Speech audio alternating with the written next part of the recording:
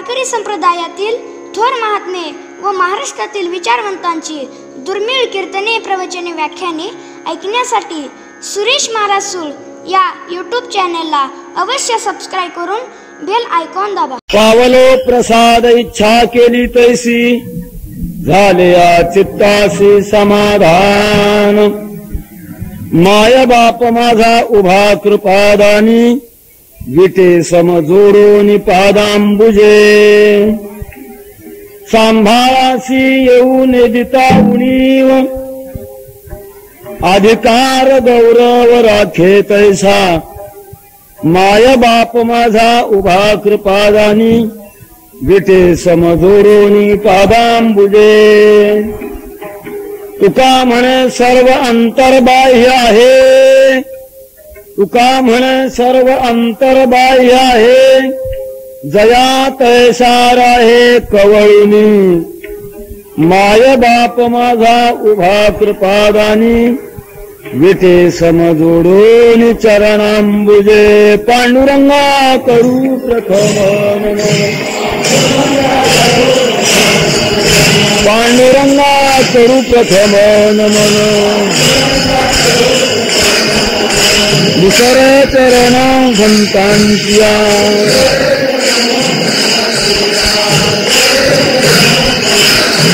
शांता कृपाने कथेचा विस्तार.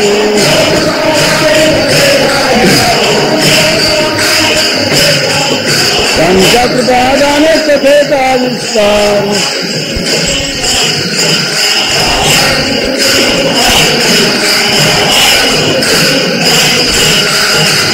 गयांचे केलिया स्मरण होय सकळ विद्यांचे अधिकरण. तेच वंदू श्रीचरण श्री गुरूंचे, ते नमस्कारून आता. काय माझी वाणी मानेल संतासी, रंजू चित्तासी आपुलिया.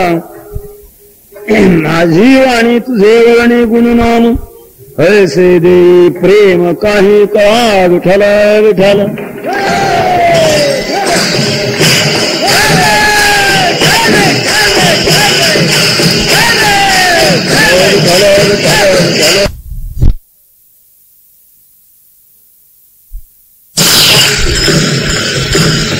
पावलो प्रसाद इच्छा केली तैसी, झाले या चित्तासी समाधान.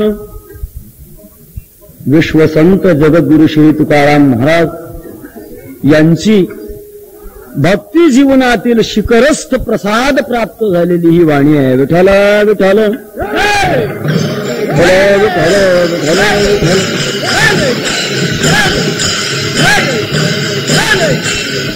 खूप आनंदाचा क्षण आहे. भगवान पंढरीशाच्या दरबारामध्ये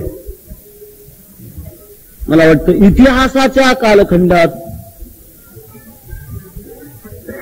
सुवर्णाक्षरानं म्हणण्यापेक्षा अमृताच्या अक्षरानं लिहिण्यासारखा हा इतिहास आहे. श्री पंढरीशाच्या दरबारामध्ये न भूतो न भविष्यती असा हा सोहळा या ठिकाणी प्राप्त झालेला आहे. सोहळ्याचं निमित्त संतश्रेष्ठ जगद्गुरु श्री तुकाराम महाराज यांच्या सदेह वैकुंठ गमन त्रिशतकोत्तर सुवर्ण महोत्सव हा रत्नकांचन योग आहे. या रत्नकांचन योगामध्ये हा एवढा भव्य स्वरूपातला नामसप्ताह सोहळा या ठिकाणी संपन्न होतोय. या नामसप्ताह सोहळ्यामध्ये माझ्यासारख्याला अवगाहन करण्याची भाग्याची स्थिती प्राप्त झाली. हा एक जीवनातला सर्वोत्कृष्ट अशा प्रकारचा क्षण महाराजांच्या भाषेमध्ये म्हणायला हरकत नाही. तरी माझा देवा पार नाही,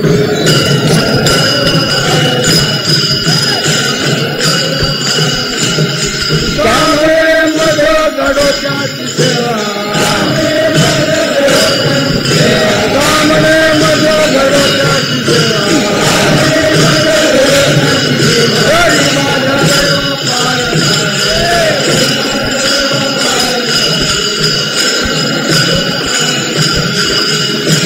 अशा या भव्य संपन्न सप्ताहाकरिता उपस्थित असणाऱ्या या सर्व संत महंतांच्या दरबारामध्ये सुरुवातीला जगद्गुरु तुकोबारांच्या भाषेतून आपण वंदन करता येईल.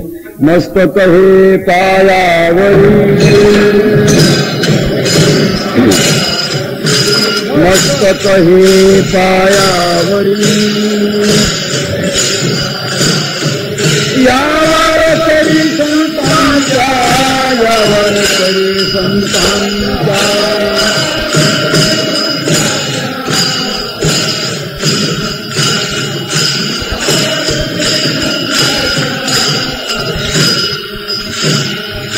मस्तक हे पायावरी,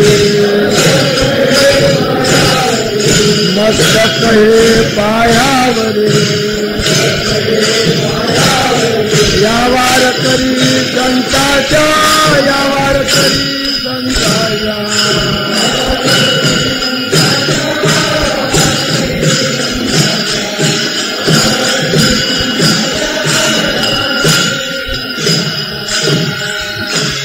वारकऱ्याचा जगद्गुरु तुकोबारायांचा सहज संबंध आहे. केवळ वारकऱ्याचाच नव्हे तर जगाचा संबंध आहे, म्हणून त्यांना जगद्गुरु असं म्हटलं जातं. विश्वामध्ये नित्य गुरुत्व ज्यांना लाभलेले असे तीन प्रकारचे गुरु आहेत, जे जगाशी आपलं गुरुत्व स्थापित करू शकतात. एक देवकोटीचे जगद्गुरु, दुसरे शास्त्र कोटीचे जगद्गुरु आणि तिसरे संत कोटीचे जगद्गुरु. देवकोटीचे जगद्गुरु श्रीकृष्ण वंदे जगद्गुरु, भगवान श्रीकृष्ण परमात्मा हे देवकोटीत्वातून जगाचे गुरु आहेत. आणि त्याचप्रमाणे शास्त्रीय कोटीतून भगवत पूज्यपाद शंकराचार्य हे जगद्गुरु आहेत. आणि संत कोटीमध्ये जगद्गुरु तुका अवतार नामयाचा, संप्रदाय सकांचा एथोनिया, असं जगद्गुरु तुकोबारायांचं जगाच्या दृष्टिकोनातून विशेष स्थान आहे.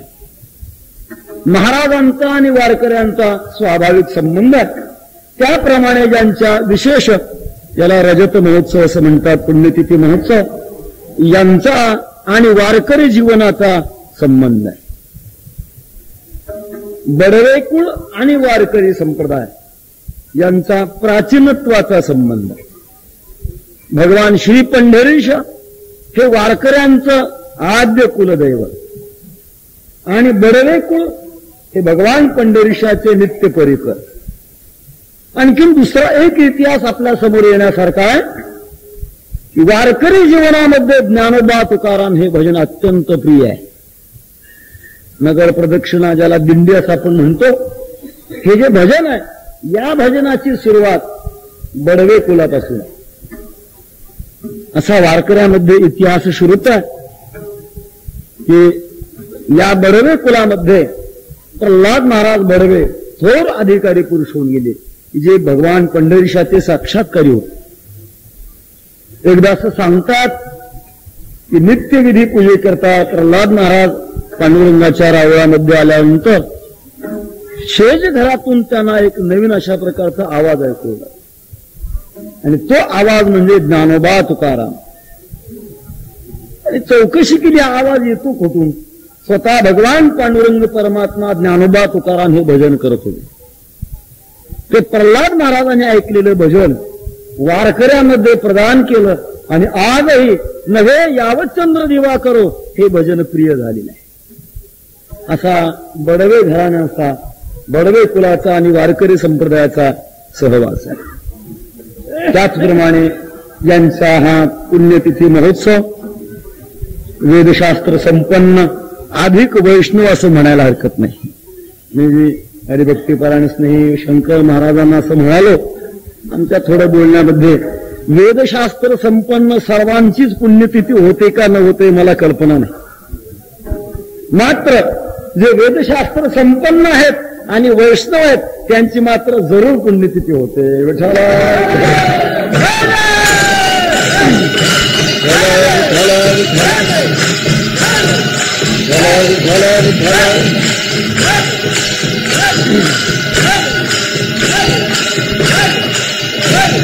यांची पुण्यतिथी, त्यांचे सुपुत्र आणि वैष्णव असं म्हणता येईल. हरिभक्तीपरायण शंकर महाराज बडवे आज महाराष्ट्राला परिचित आहेत.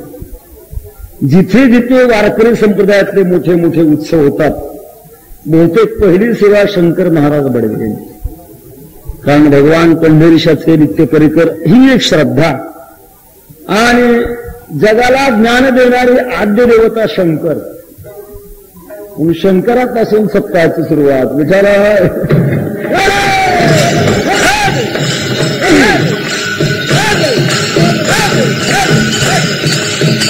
अशा महान संधीमध्ये माझ्यासारख्याला सेवेच्या द्वारे अवगाहन करता येतं.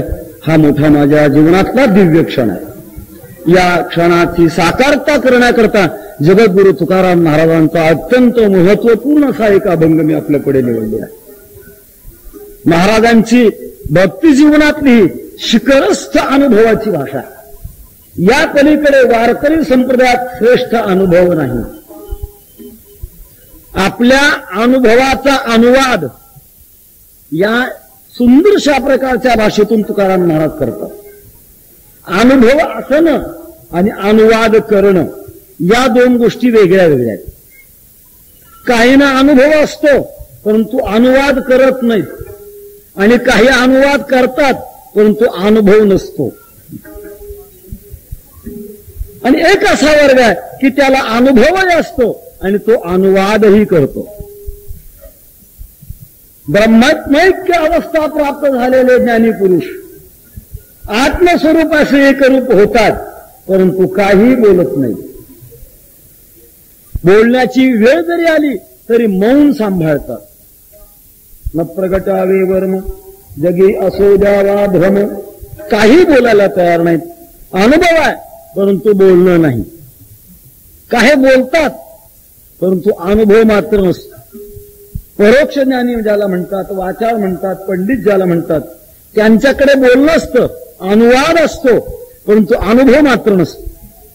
जगद्गुरु तुकाराम महाराजासारखा वर्ग की ज्यांच्याकडे अनुभवही आहे आणि अनुवाद करण्याची शक्तीही आहे, असा हा वर्ग आपल्या जीवनातला सर्वश्रेष्ठत्वाचा अनुभवाचा अनुवाद या अभंगातून करतात. त्याचं कारण आहे प्रत्येक मानवी जीवनाचा आणि या अनुभवाचा संबंध आहे.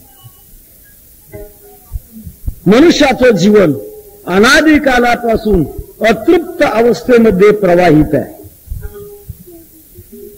जीवत्व दशा ज्या क्षणी प्राप्त झाली त्या अवस्थेपासून जीवात्मा हा अतृप्त आहे, अपुरा आहे.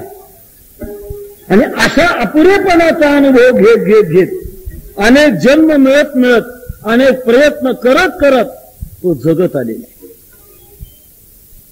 आपल्या जीवनामध्ये निर्माण होणाऱ्या इच्छा, आकांक्षा, वासना त्या तृप्त व्हाव्या ही प्रत्येक माणसाची समजूत आहे, अपेक्षा. परंतु सर्वाची पूर्ण होत नाही. पूर्ण होण्याच्या योग्य मार्गाला निघालेला असतो त्याला साधक म्हणतात. पूर्ण झालेले असते त्याला मुक्त म्हणतात. आणि जगाची पूर्ण करण्याची ज्याची ताकद त्याला संत म्हणतात. विठ्ठल विठ्ठल.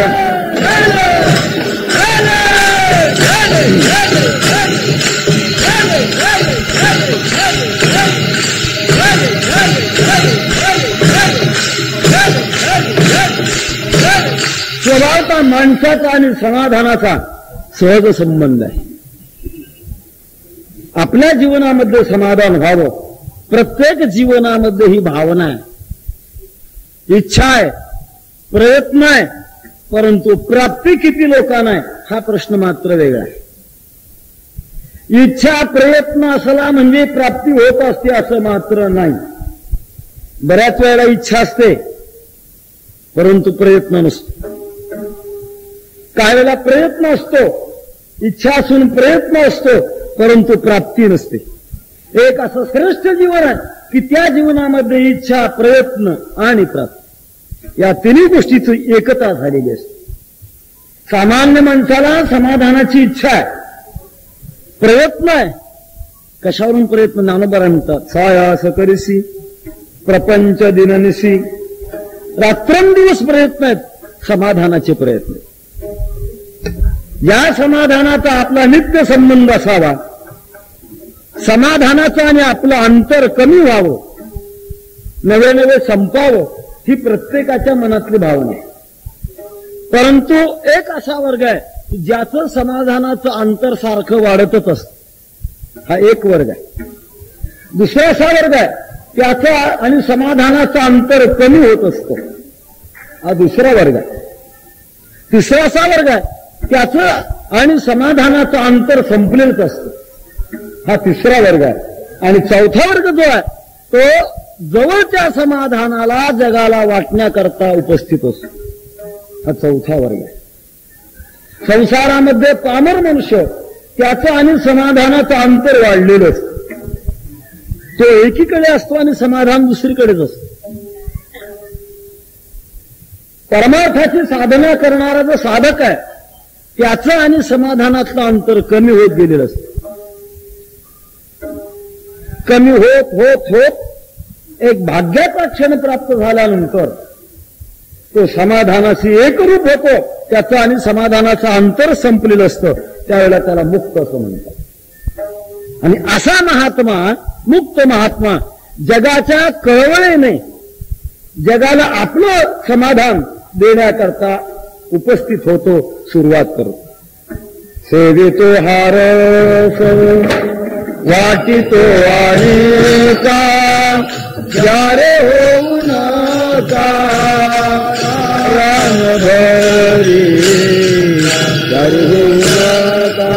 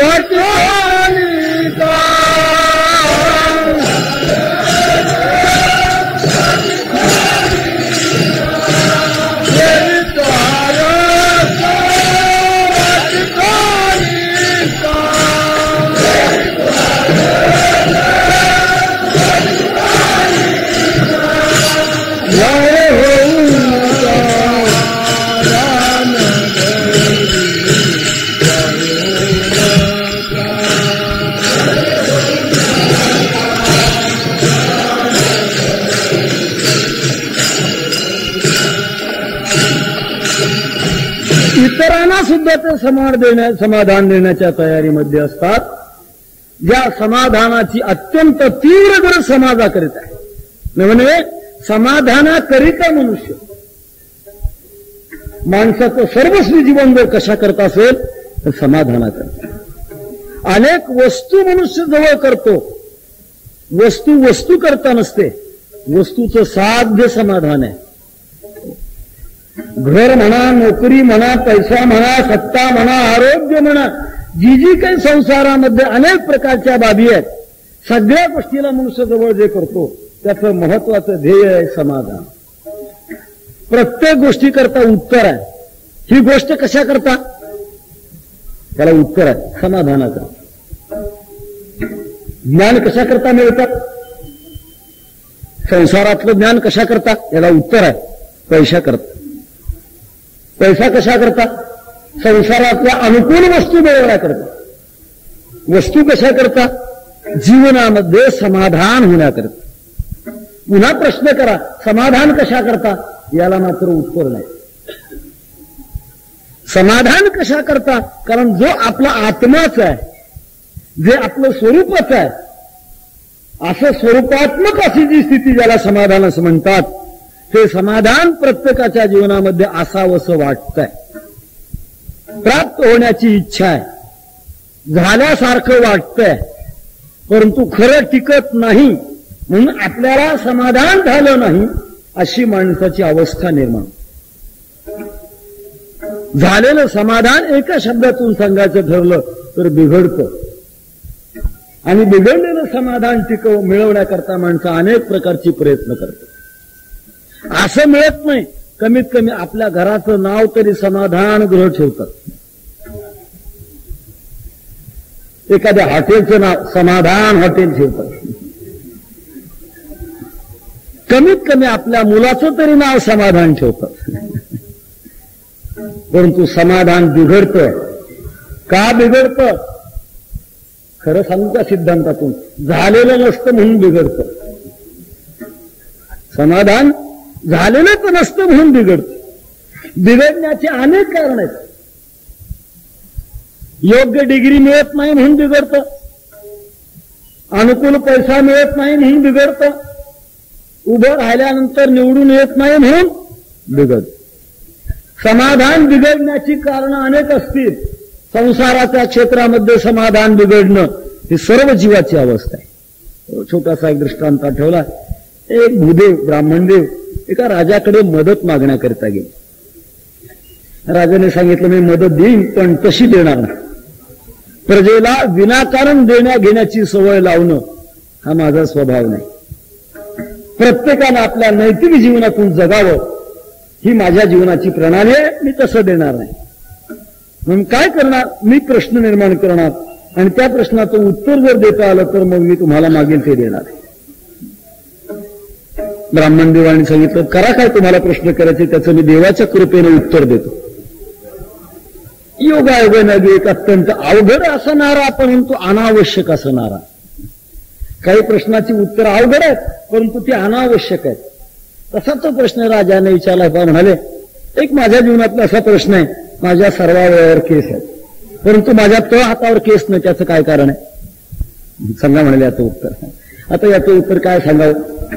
देवाचं स्मरण केलं आणि लागलीच चटकन उत्तर दिले. पण म्हणाले त्याचं उत्तर असं आहे तुम्ही मोठे उदार आहात, कर्णाचे अवतारच.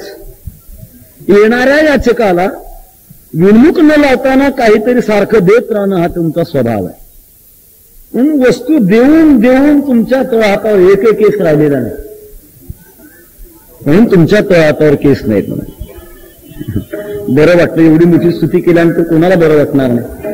ठीक आहे म्हणाल माझ्या हातावर नाही परंतु तुमच्या हातावर नाही त्याचं काय कारण आहे. त्यांना वाटलं आली पंचायत पहिलं उत्तर बरं झालं देऊन संपलं होतं. आता काय करायचं म्हणा त्याचं उत्तर असं की तुमचे देऊन देऊन झडले आणि माझे घेऊन घेऊन झडले. बरं म्हणाल फार चतुर दिसतात, प्रश्नामध्ये अडकत नाहीत. आणखीन तिसरा प्रश्न विचारून आले. एवढी मोठी सभा एवढी मोठी दरबारामध्ये माणसं आहेत परंतु कोणाच्याच तळ हातावर केस नाही. मला माझ्या तुमच्या तळ हातावर केस नसण्याचं कारण मला कळालं परंतु या दरबारातल्या सगळ्याच मंडळीच्या तळ हातावर केस नाही त्याचं काय कारण आहे.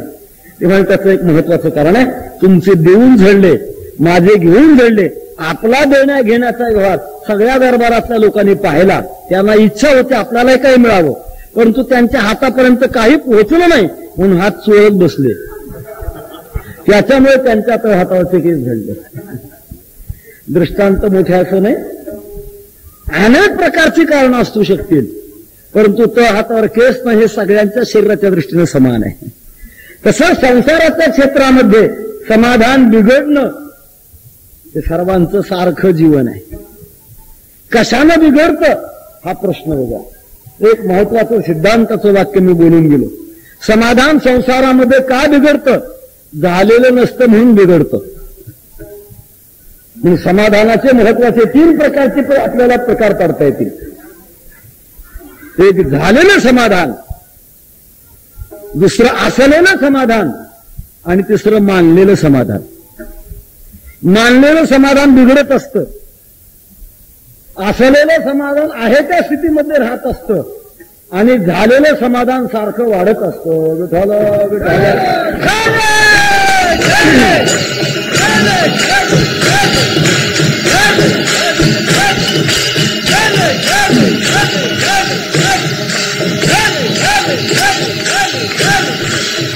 पूर्णत्वानं ज्यांना असं समाधान झालेलं आहे असे जगद्गुरु तुकाराम महाराज आपल्या जीवनामध्ये खूप आनंदी. वस्तुतः संसाराच्या दृष्टिकोनातून पाहिलं तर तुकाराम महाराजांच्याकडे काय होतं असा एक जर प्रश्न आपण केला तर तुकाराम महाराजांच्याकडे काय होतं आणि दुसऱ्या बाजूचा असा जर प्रश्न केला तुकाराम महाराजांच्याकडे काय नव्हतं. असे दोन्ही अंगाचे प्रश्न आहेत. संसाराच्या दृष्टिकोनातून पाहिलं तर तुकाराम महाराजांच्याकडे काय होतं. एखादं चांगलं घर होतं, संपत्ती होती, गावामध्ये मान होता, समाजात प्रतिष्ठा होती. काय होतं, काही नव्हतं. दुसरी बाजू जर विचारामध्ये घेतली काय नव्हतं, सर्वच होतं. राजे छत्रपती शिवाजी महाराजांसारखे अनुकूल होते. सामान्य माणसाला सध्या मंत्र्यांची भेट घेण्याकरता कोणाला तरी मध्यस्थी करावी लागते. तुकाराम महाराजांच्याकडे शिवाजी महाराज आपण होऊन येत असत. केवढा मोठा अधिकार होता. रिद्धी सिद्धी अंगणामध्ये लोळण घेत होत्या.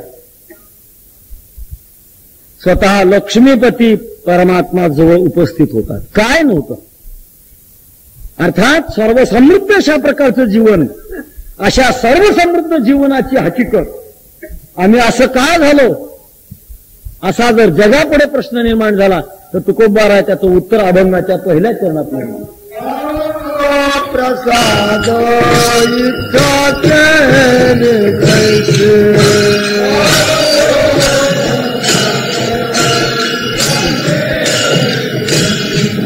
पावलो प्रसाद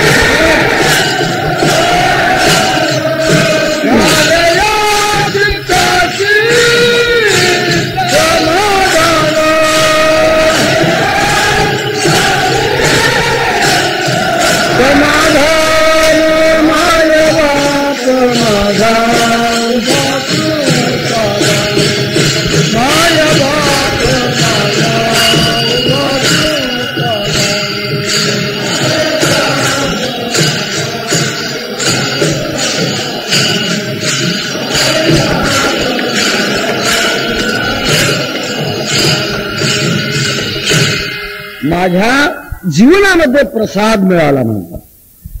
आणि तो प्रसाद प्राप्त करून पावलो प्रसाद इच्छा केली तैसी. जशी जीवनामध्ये मी इच्छा केली होती त्याप्रमाणे मला प्रसाद मिळाला. परमार्थामध्ये दोन बाबी आहेत, कृतकृत्यता आणि प्राप्यता. या दोन गोष्टी प्राप्त होणं सर्वश्रेष्ठ जीवन. कर्तव्य संपावं आणि मिळवायचं ते मिळावं, याच्यापेक्षा पलीकडे अवस्था नाही. तुकोबारा एका अभंगामध्ये अशीच आपली ही दोन्ही प्रकारची स्थिती सांगतात. कृतकृत्य झालो ते पावलो,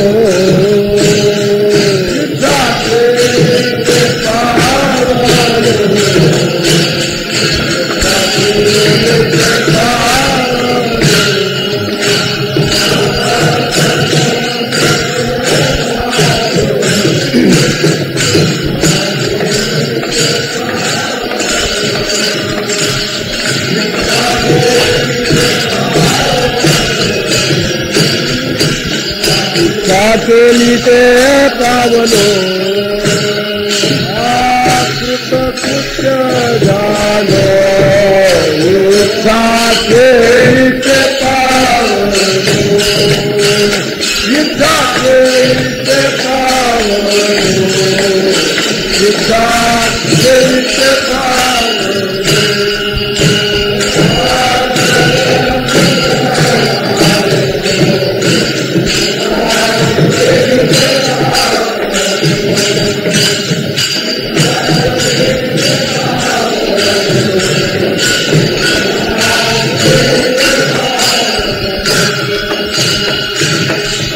कर्तव्य संपावं आणि प्राप्तव्य मिळावं अशा पूर्ण स्थितीला प्राप्त होणं त्याच्याकरता प्रसाद लागतो. आणि तो प्रसाद प्रत्यक्षात भगवान पांडुरंग परमात्म्याचा प्रसाद मला मिळाला. प्रसादाची भावना सांसारिक जीवनामध्ये आहे. प्रसाद देण्याची जगात फक्त दोघांना शक्ती आहे, एक संत आणि देव. इतर प्रसाद देऊ शकत नाही. संसारामध्ये सुद्धा काही माणसं प्रसाद शब्द वापरतात, परंतु त्याला फार खाली आणून वापरतात. त्यातल्या त्यात मराठी भाषिक माणसं काही चांगल्या शब्दाला खाली कसं ओढावं फार चांगला विचित्र प्रकारचा प्रयत्न करतात.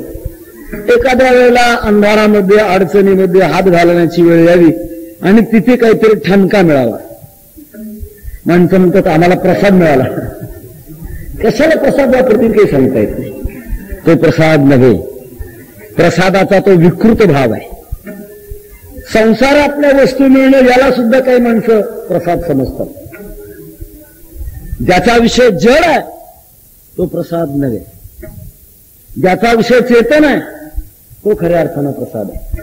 शास्त्रामध्ये प्रसाद कशाला म्हणतात? प्रसाद असतो प्रसन्नता, ज्याच्यामुळे अंतःकरणाची प्रसन्नता पूर्णपणे राहते, कधीही म्हणू शकत नाही, त्याला प्रसाद असं म्हणतात. विकृत अशा प्रकारच्या संसारातल्या वस्तू मिळणं हा जीवनातला प्रसाद नव्हे. वैकुंठवासी गुरुवर मामासाहेब आपल्या जीवनातला एक प्रसंग सांगायचे. कोणीतरी एक पुरुष अत्यंत स्नेहानं, प्रेमानं, आनंदानं भारावलेल्या अवस्थेमध्ये मामासाहेबांच्या दर्शनाला आला आणि आल्यानंतर मोठ्या आनंदानं बोलायला, मामासाहेब संतांचा प्रसाद झाला, संतांचा प्रसाद झाला. त्यांना असं वाटलं की संतांचा प्रसाद म्हणजे एखाद्या याला वैराग्याची प्राप्ती झाली, ज्ञान मिळालं किंवा भगवंताचा साक्षात्कार झालेला असावा, असं काहीतरी झालेलं असावं. काय झालं तुला संतांचा प्रसाद झाला म्हणजे? त्यांनी सांगितलं, मामा 2 हाताचे 4 हात झाले. ते थोडे फटकळ होते.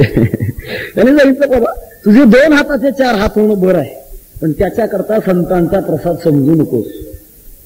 जवळजवळ तुझं 40 वर्ष वय दिसतंय, आतापर्यंत तुला कोणीच पत्करलं नव्हतं. जिने तुझ्या गळ्यात माळ घातली तिचा प्रसाद समज. संतांचा प्रसाद समजून. संसारातल्या वस्तू मिळणं याला प्रसाद म्हणता येत नाही. प्रसाद तो श्रीमद भगवद्गीताकारांना विचारा, प्रसाद म्हणजे काय? प्रसादे सर्व दुःखानां हानिरस्योपजायते प्रसन्न चेतसो ह्याशु बुद्धी पर्यवतिष्ठते. प्रसाद हा परमात्मा किंवा संत देतात आणि देत असताना काही वेळा काही वस्तूच्या माध्यमातून देतील, तर काही वेळा वस्तू विरहित प्रसाद देतील. काही वेळा शब्दातून प्रसाद मिळतो, काही वेळा दृष्टीतून प्रसाद मिळतो, काही वेळा स्पर्शातून प्रसाद मिळतो, तर काही वेळा संकल्पातून प्रसाद मिळतो. विठाला विठाला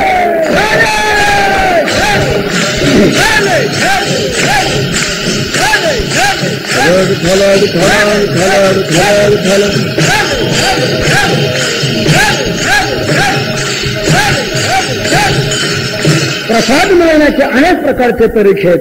जगद्गुरु तुकाराम महाराज म्हणतात, मला प्रसाद मिळाला, पण तो कसा प्रसाद मिळाला? देणाऱ्याच्या इच्छेनं मिळाला नाही, घेणाऱ्याच्या इच्छेनं मिळाला. मागणाऱ्यामध्ये 2 वर्ग आहेत. एक वर्ग असा की देणाऱ्याच्या इच्छेनं जेवढं दिलं तेवढं घेणारा, आणि दुसरा असा वर्ग आहे स्वतःच्या इच्छेनं मागणारा. आपल्या इच्छेप्रमाणे मिळालं तर त्याची संपत्ती, त्याचा सत्कार करून त्याला पाठवावं. आणि दुसरा असा काही एक याचक असतो, तो याचक आपल्या इच्छेनंच मागतो. तो देणाऱ्याच्या इच्छेकडे पाहत नाही, आपली इच्छा करतो आणि ती प्रगट करून मला हेच पाहिजे असं मागतो. मातोश्री सीतेच्या पर्णकुटिकेजवळ साधूचा वेश घेऊन रावण आला, परंतु जे दिलं आणि जसं दिलं तसं मात्र त्याने घेतलं नाही. हट्ट घेतला, मला तुम्ही इथे येऊन द्या. मागणारे काही हट्ट घेतात, मागणारा हा सुद्धा स्वतंत्र असतो. दुसरं उदाहरण आहे, बळीराजाच्या दरबारामध्ये वामन आले आणि मागणी मागितली. देणाऱ्याच्या इच्छेनं मागितली नाही, घेणाऱ्याच्या इच्छेनं मागितली. महाराज म्हणतात, आम्ही काही इच्छा केल्या, परमार्थ जीवनामध्ये इच्छा केली. पहिलं चरण इतकं विचाराचं चरण आहे. मला प्रसाद मिळाला आणि जशी इच्छा केली तसा मिळाला. हा महाराजांचा इच्छा केली हा शब्द जरी असला तरी तो इच्छेचा शब्द वेगळ्या स्वरूपाचं चिंतन सांगणार आहे. विठाला विठाला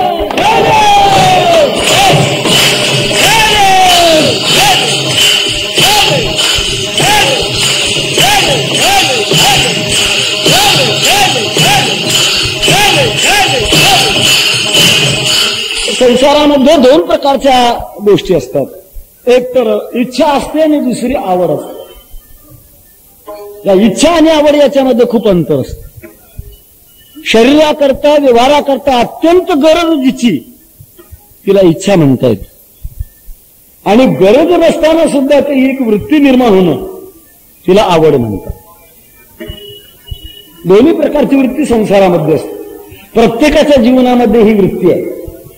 एकीकडे इच्छा असते अर्थात गरज असते, दुसरीकडे आवड अर्थात प्रेम असते. इच्छेकरता काही व्यवहार असतात तर काही आवडीकरता व्यवहार असतात. परमार्थ हा दोन्ही प्रकारच्या अंगाचा आहे. परमार्थ करण्याकरता परमार्थ ही जीवनाची गरज आहे आणि परमार्थ ही जीवनाची आवडही आहे. जसं संसारामध्ये काही गोष्टी वेगळ्या वेगळ्या आहेत, काही इच्छेच्याच आहेत आणि काही आवडीच्याच आहेत. भूक लागल्यानंतर अन्न आपल्या जीवनातली आवड आहे का गरज आहे?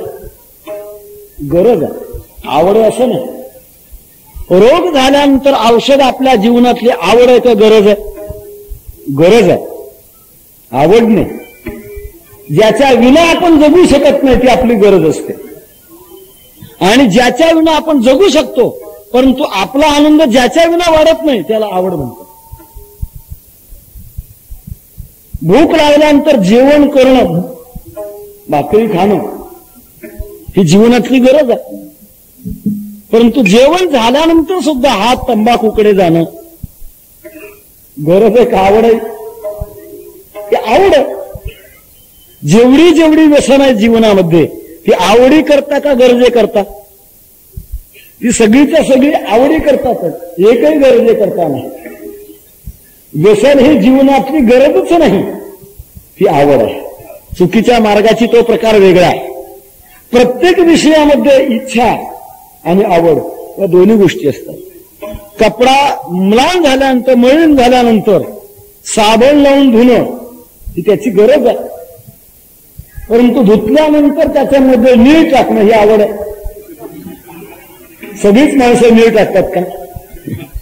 आणि नीळ टाकण्यामध्ये सुद्धा प्रत्येकाचे संप्रदाय वेगळे वेगळे आहेत.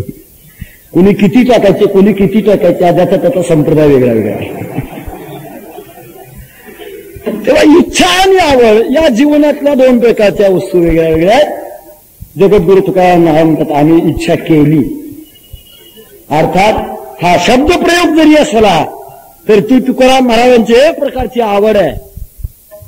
हे अत्यंत बारकाव्याचं चिंतन आहे. हे समर्पक दृष्टिकोनातून आपल्या पुढे आणण्याकरता आपल्याला पुढे भावार्थानंतर याचं काही चिंतन करावं लागणार आहे. तेव्हा याचा काहीसा मागमूस आपल्या हाती येणार आहे. सांगण्याचा उत्तर तसा की महाराज म्हणतात मी माझ्या जीवनामध्ये इच्छा केली आणि जशी इच्छा केली तसं मिळालं. इच्छा करून मिळणं हे क्षेत्र परमार्थात आहे. इच्छा करून मिळणं किंवा न मिळणं हे क्षेत्र संसारामध्ये. संसारामध्ये इच्छेला प्राधान्य नाही, संसारामध्ये प्रारब्धाला प्राधान्य आहे.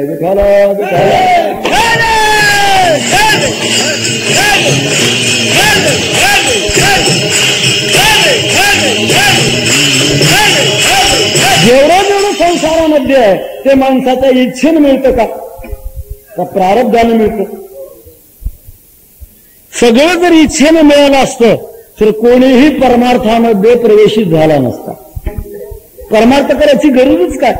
जर इच्छा करून जर संसारामध्ये सगळं जर मिळालं असतं तर परमार्थ नावाची अवस्था शिल्लक राहिली नसते. जगद्गुरु तुकाराम महाराज म्हणतात की संसारामध्ये जे मिळतं ते माणसाच्या प्रारब्धाने मिळतं. प्रारब्धेची जोरे धन,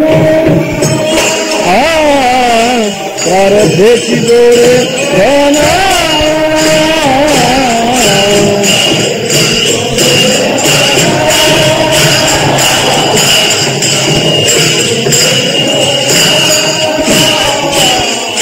प्रारब्धेची जोरे धन, प्रारब्धेची जोरे धन,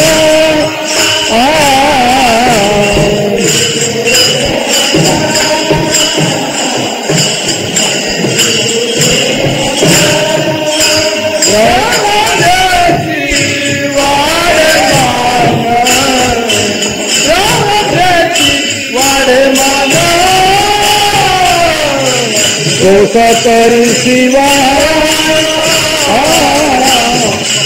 करी शिवाय,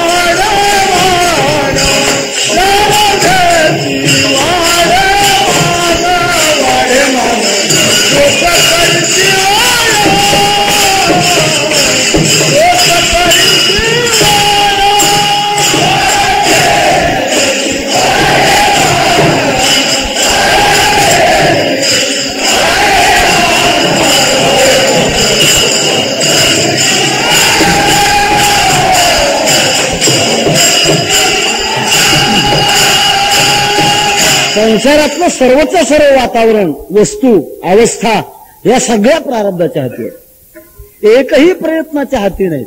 आजचा प्रयत्न आज सफल होणं हे शक्य नाही. त्याच्याकरता तोच प्रयत्न प्रारब्धाच्या रूपाने भावी कालामध्ये आपल्या पुढे येतो.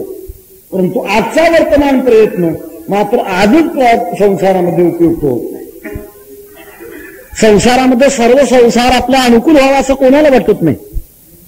मातेची आई चित्ती व्हावा राजबिंडा, कपाळीचा धोंडा न चुकेची. आईला वाटतं मुलगा राजबिंडा व्हावा, पण तू प्रारब्ध असलं तर होईल. तुकाराम महाराज म्हणतात वाढावे संतान, संतान वाढावं वाटतं, संतान व्हावं वाटतं, पण संतान होतं का सैतान होतं हाच प्रश्न प्रारब्धाचा आहे. कोणाला काय मिळावं हे तुम्ही आणि आपल्या जीवनामध्ये समर्थ नाहीत. खूप परतंत्र. एक सुभाषितकर असं म्हणतात, मनसा चिंतितम कार्यम दैवमन्यत्र चिंतयेत, राजकन्या राजगृहे विप्रो बल्लुक भक्षिता. मनानं एक चिंतन करावं तर दैवानं दुसरं चिंतन करावं. म्हणून संसारामध्ये इच्छा केली तसं मिळेल हे सांगता येत नाही. इच्छा आणि अनुकूल प्रारब्ध जर झालं तर मिळेल. भाग्याचे निभरसे उद्यमाचे निमिसे, संपत्ती जाता पैसे घर रिगे. परमार्थातला आणि प्रपंचातला फार मोठा फरक आहे. परमार्थामध्ये जशी इच्छा करावी तसं मिळतं. महाराज म्हणतात आम्ही इच्छा केली आणि त्याप्रमाणे आम्हाला प्रसाद मिळाला. या प्रसादाचं बरंचसं चिंतन आहे. वेळ आपल्याला जसा उरेल त्याप्रमाणे आपण अभंगाचा भावार्थ झाल्यानंतर करणार आहोत. आम्हाला प्रसाद मिळाला म्हणतात आणि त्या प्रसादाचा परिणाम, प्रसादाचं प्रतीक परिणाम झाले या चित्ताशी समाधान. आमच्या चित्ताला समाधान झालं. समाधान म्हणजे समावस्था. कोणत्याही अवस्थेमध्ये चित्ताची विषमता न होणं याला समाधान म्हणतात. साम्य अवस्था न बिघडणं. संसारामध्ये साम्य अवस्था केव्हाही बिघडते. फार लागत नाही माणसाला साम्य अवस्था बिघडण्यात. एखाद्या माणसाला स्वतःचं न बिघडता दुसऱ्याचं चांगलं झालं तरी याचं समाधान बिघडतं. समाधान बिघडण्याकरता फार लागतं असं नाही. आम्ही 62 साली आळंदीला असताना सकाळच्या पेपरमध्ये एक बातमी वाचली होती आणि त्या बातमीमध्ये असं होतं की एका महिलेनं आपल्या पतीला सोडचिठ्ठी दिलेली होती आणि सोडचिठ्ठीचं स्वरूप असं होतं की ती त्याच्यामध्ये असं म्हणून गेली होती की मी माझ्या अमक्या अमक्या पतीला कायमची सोडचिठ्ठी देते. त्याचं कारण आहे की रात्री झोपल्यानंतर ते मोठ्यानं घोरतात आणि माझी झोप मोड होते एवढ्या करता सोडचिठ्ठी देण्यात येते. कोणाचं समाधान कशानं बिघडेल हे सांगता येत. एक अत्यंत सधन समृद्ध अशा प्रकारचा मनुष्य चव्हाट्यावर बसलेला होता, चेहऱ्यात पडलेला होता. लोकांनी विचारलं, गावातला खूपच प्रतिष्ठित होता, सगळीच त्याच्या सुखदुःखाशी नेहमी जवळ जाणारी माणसं. त्याची सगळी ती विचित्र अशा प्रकारची चेहऱ्यावरती छटा पाहिल्यानंतर चौकशी सुरुवात केली. काय म्हणाले, भाऊसाहेब आज चेहऱ्यावर थोडा उदास भाव दिसतो, काही बिघडलं काय तुमचं? काही संपत्ती कमी आहे का? नाही म्हणत, देवानं खूप दिली आहे. संतती कमी आहे का? खूप संतती आहे, मनासारखी आहे. कुटुंब सगळं मनासारखं आहे. काय बिघडलं मग चेहरा थोडी उदासी दिसते? काय कारण आहे? त्याचं कारण असं आहे की शेजारच्या घरी मुलगा झालाय. शेजारच्या घरी मुलगा होणं आणि तुमचं समाधान बिघडणं याचा काय संबंध आहे? त्याचं असं होतं मला, फार दिवसापासून इच्छा होती. आमच्या शेजाऱ्याला त्याचं वय जवळजवळ 50 वर्ष झालंय. 50 वर्षापर्यंत मुलगा झालेला नव्हता. मला असं वाटत होतं की आता ते स्वतःचं घर विकल्याशिवाय राहणार आणि त्याने एका विक्रीला काढलं की घेणार हाच पठ्ठा आहे. माझ्या मनात इच्छा होती की ते आपल्याला घर घ्यायला मिळेल, पण तू दुर्दैव असा आता त्याला मुलगा झाला, तो आता कायमचा चांगला संसार करणार, घर आपल्याला कशाला विक्री काढणार. त्याच्यामुळे माझं समाधान बिघडलं.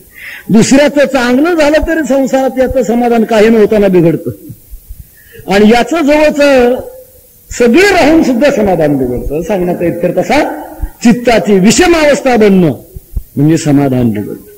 आणि कोणत्याही अवस्थेमध्ये आपल्या जीवनामध्ये विषमता न होणं याचं नाव समाधान अवस्था. ज्ञानोबराच्या म्हणण्यातून मी रूप असो नि थोरे, देह दुःखाचे डोंगरे, दातीजवळ परिभाळे चित्त न गटे. चित्तामध्ये विषम अवस्था होणारच नाही. जगद्गुरु तुकाराम महाराजांची केवढी विषमता, भौतिक विषमता जर पाहिली थोडंच आपण बोलून गेलो. काय महाराजांना संसारिक दृष्टिकोनातून अनुकूलता आपल्याला दिसण्यासारखी होती. घर अत्यंत अशा प्रकारच्या विचित्र परिस्थितीचं. घरावर चढण्याकरता पायऱ्या लागत होत्या, परंतु उतरण्याकरता मात्र पायऱ्याची गरजच नव्हती. कारण वर चढल्यानंतर ते घर टिकतच नव्हतं, ते आपोआपच वर जाणारा खाली येत होता. कारण महाराजांचीच भाषा अशी आहे, एरंडाशी थार दुजा भार नसाहाती, भारच सहन होत नव्हतं अशा प्रकारचं घर. सांपत्तिक परिस्थिती, आम्ही सदैव सुडके जवळी येता चोर धाके. गावात मान होता का? कुठल्याही प्रकारचा मान झालेला होता. गावातली मंडळी तुकाराम महाराजांना वेडे म्हणत होते. वेडा तुका अविचार करी बडबड फार. गावातली माणसं मान देत नव्हती, गावातील प्रतिष्ठित माणसं मान देत नव्हती, उलटी रागावलेली होती. कोकला पाटील गावीचे हे लोक आता मग भीक कोण घाली. हे जाऊ द्या, गावातलं जाऊ द्या, बाकीचं जाऊ द्या, घरात तरी समाधान होतं का? गृहलक्ष्मीजीला अर्धांगी असं म्हणतात, त्यांचा स्वभाव तुकाराम महाराजांनी वर्णन केलेला आहे. बरे झाले देवा बाईल कर्कशा. महाराज म्हणतात माझी पत्नी मला कडक मिळाली. काय बिघडलं का समाधान? समाधान बिघडलं नाही, बरं झालं होतं. कारण का नाहीतरी अशा गुंततो तेथे. कुटुंब जर सगळं मनाला अनुकूल असतं, गोड बोलणार असतं, तर माझी कदाचित तिथे आसक्ती लागली असती. मी नेहमी अनुगानं सांगतो, बऱ्याच वारकऱ्यांच्या वाट्याला असा माल आलेला असतो. वारकऱ्यांना समाधान म्हणावं की देवाची आपल्यावर कृपा आहे. सांगण्याचा इतकर तसा संसाराच्या कुठल्याही क्षेत्रामध्ये अनुकूलता नसताना परंतु त्यांचं समाधान बिघडलं नाही, कारण हे झालेलं समाधान आहे. सिद्धांताच्या भाषेनं काही विचारवंतांना हा शब्द खटकणार आहे, परंतु याचं समाधान मी नंतर करणार. समाधानाची 3 प्रकार मी सांगून गेलो. मानलेलं समाधान नेहमी बिघडत असतं, असलेलं समाधान हे बिघडतही नसतं आणि होतही नसतं, ते आहे तसंच राहत असतं. परंतु तुकाराम महाराजांची भूमिका ही काही जगविलक्षण भूमिका, ते त्यांना झालेलं समाधान होतं. कशामुळे झालेलं होतं? तेने सदा चित्ता समाधान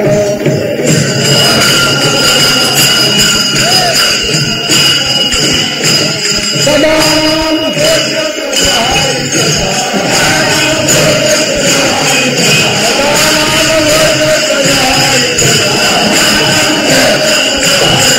तेने सदा चित्ता समाधान.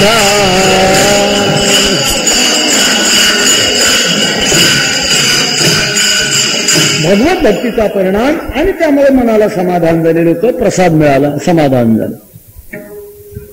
ज्याद्वारा प्रसाद मिळाला, प्रसाद देणारा कोण? काही वेळेला प्रसाद मिळतो परंतु देणारा दिसत नाही, असाही प्रसाद मिळतो. मी प्रसादाची विभिन्न प्रकारची साधनं आपल्या पुढे मांडली. प्रसाद देणारे समोर नसतात, परंतु जीवनामध्ये प्रसाद होतो. संकल्प शक्तीद्वारे सुद्धा हजारो किलोमीटरवर जरी दूर असेल एखादा, परंतु तो जर अधिकारी असेल, संत महात्मे त्याला संकल्पातून आपला प्रसाद पाठवतात. महाराज तुम्हाला प्रसाद मिळाला, परंतु प्रसाद देणारा कोण आहे? तो समक्ष आहे का, उपस्थित आहे का? महाराज त्याचं उत्तर अभंगाच्या 2ऱ्या चरणामध्ये सांगतात. माझा उभा कृपादानी माय बाप माझा उभा कृपादानी माय बाप माझा उभा कृपादानी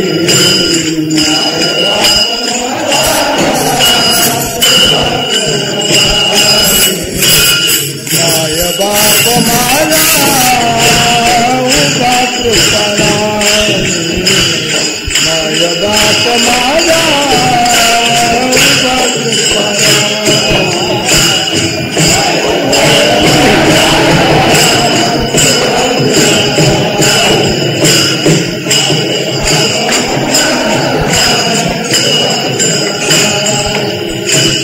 विजय समजूनी पादांबुज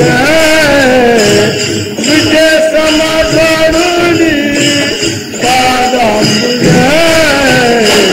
माय बाप माझा उभा कृपादानी बाप माझा उभा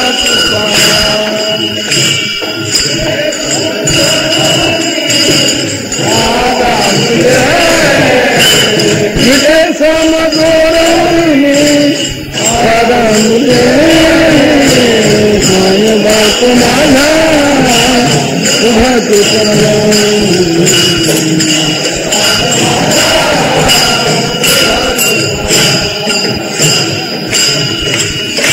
प्रसाद देणारा प्रत्यक्षात आहे आणि तो सामान्य नव्हे, त्याचा संबंध आहे, मायबापाचा संबंध आहे. कृपादान देणारा आहे, उभा आहे. प्रत्येक शब्दाला स्वतंत्र अशा प्रकारचं महत्व आहे.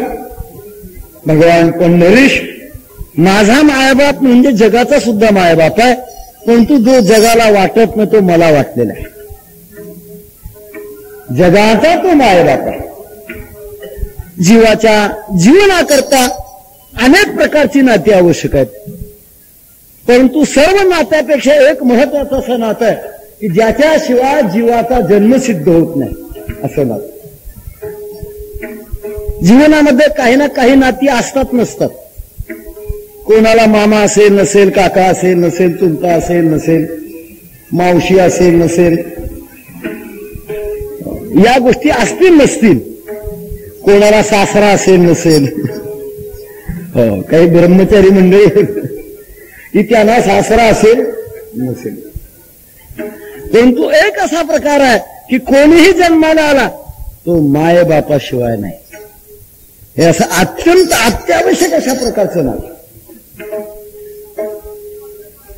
संसारामध्ये मायबापाची इतकी आवश्यकता. का आवश्यकता? दोघांची आवश्यकता. जन्म हा आणि जीवाचं जीवन संसाराच्या दृष्टिकोनातून आई आणि बापाशिवाय निर्माण होऊ शकत नाही. आईची काय गरज आहे? जीवनामध्ये स्नेह देणं आणि वाढवणं हे आईचं कर्तव्य. आणि बाप कशा करता? जीवनामध्ये ज्ञान आणि वैभव देण्याकरता बाप. दोघांची गरज आहे. प्रेम आणि जन्म आईपासून आणि ज्ञान आणि वैभव बापापासून. आई आपल्या जीवनामध्ये जन्म देते आणि प्रेम देते. केवढा मोठा त्याग. जिचे पिढे बाळ प्राण तियेचा विक, ऐसा मातेचा स्वभाव सूत्र दोरी एक जीव. खूप अशा प्रकारचं प्रेम. तेव्हा प्रेमाच्या करिता आणि जन्म प्राप्त होण्याकरता आईची गरज आहे. ज्ञान आणि वैभव देण्याकरता बापाची गरज. परंतु दोन्ही नाती एकच आहेत. संसारामध्ये जी माय असते ती मायच राहते, बाप असू शकत नाही. आणि जो बाप आहे तो बापच राहतो, तो माय होऊ शकत नाही. अंशतः थोडस पुराणाकडे जर पाहिलं तर एक माय अशी ती माय येईन बाप येईल, आणि एक बाप असा आहे तो बाप येईन माय येईल. असं थोडं अपवादात्मक उदाहरण आपल्याला पाहायला मिळतं जे अलौकिक आहे. भगवान श्री गणेशांची आई आणि बाप दोन्ही एकच असं म्हणायला हरकत नाही. आणि भगवान ब्रह्मदेवाचा बाप आणि आई एकच म्हणायला हरकत नाही. परंतु जगाच्या सृष्टीच्या दृष्टिकोनातून जी माय असते ती मायच असते आणि जो बाप असतो तो बापच असतो. परमार्थाच्या नात्यातून महाराज म्हणतात आम्हाला भक्तीमध्ये माय आणि बाप दोन्ही एकच आहे. नव्हे सगळीच सगळी नाती एकाच ठिकाणी आहे. विठ्ठल बाप माय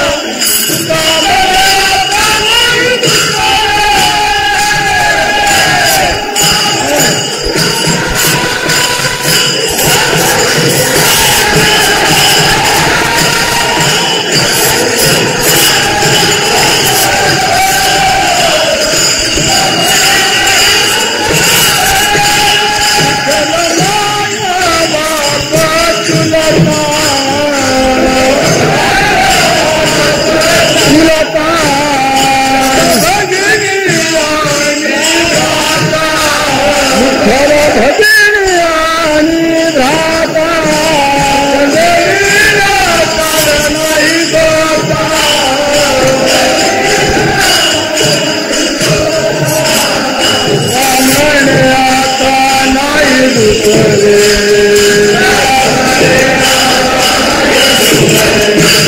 तुका म्हणे आता नाही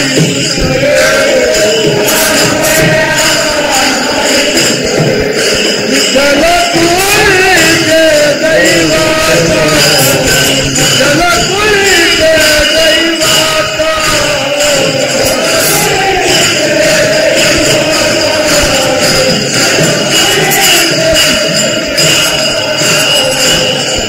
सर्व नाती तीच आहे.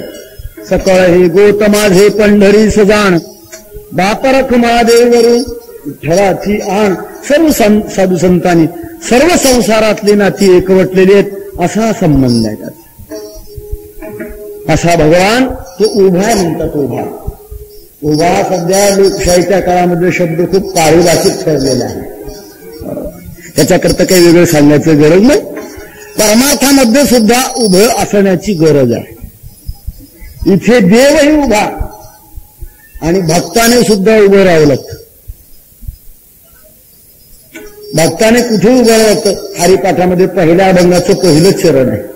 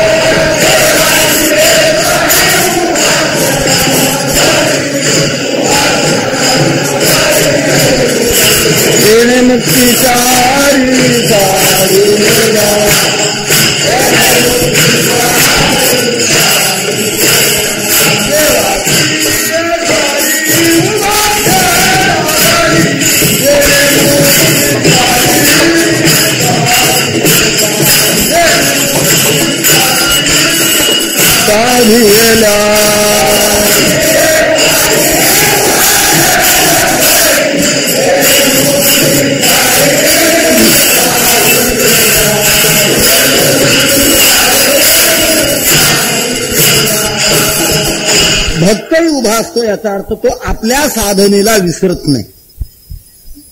सुखाच्या प्रसंगाला विसरत नाही, दुःखाच्या प्रसंगाला विसरत नाही. विठ्ठल सुखा विठ्ठल दुःखा तुकया मुखा विठ्ठल.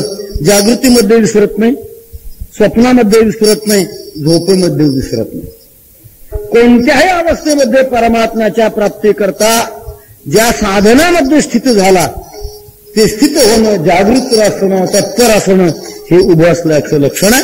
आणि भक्त ही उभा, ज्याची भक्ती करायची तोही उभा. किती दिवसापासून उभा आहे? 28 युगापासून उभा आहे. आणि फळ मिळतं ते सुद्धा उभा उभीच फळ मिळतं. उभा उभी फळ अंगी मंत्राची आबळ. असं परमात्मा उभा का? आलेल्या भक्ताला फल देण्याकरता, अत्यंत तीव्र फळ मिळणं देण्याकरता.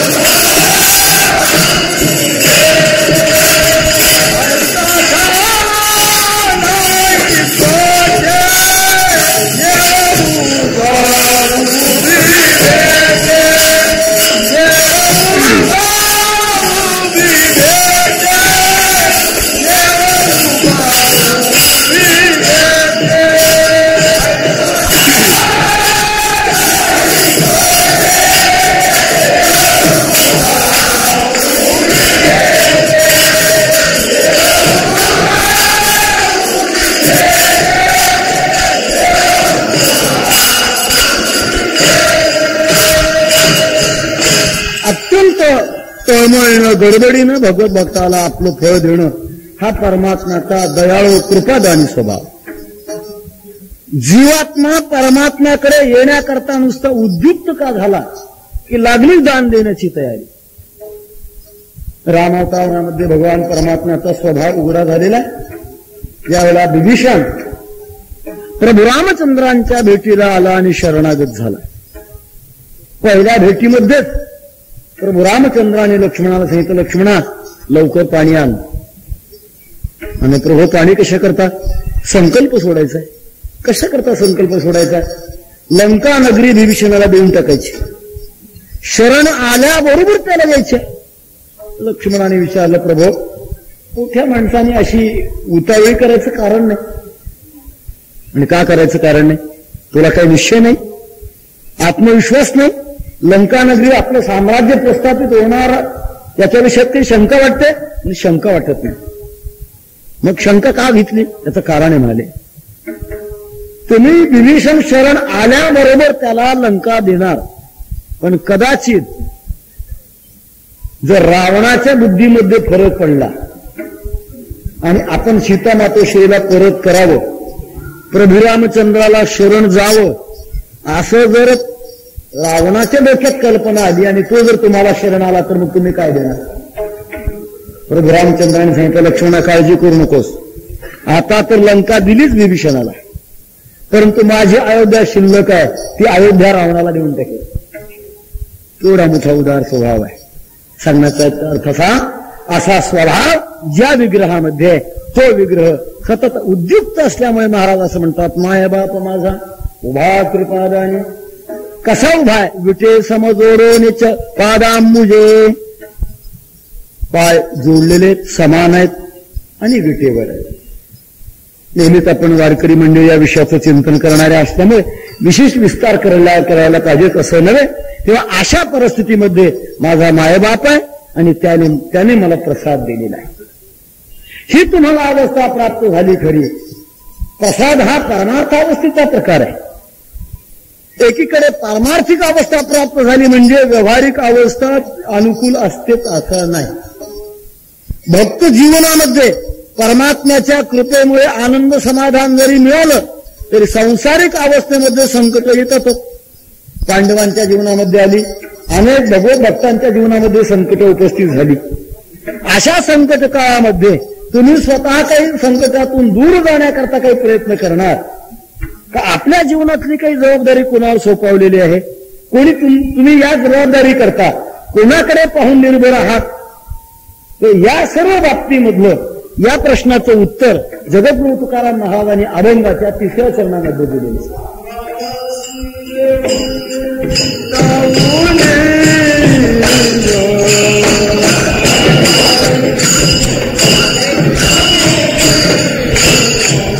सांभाळासी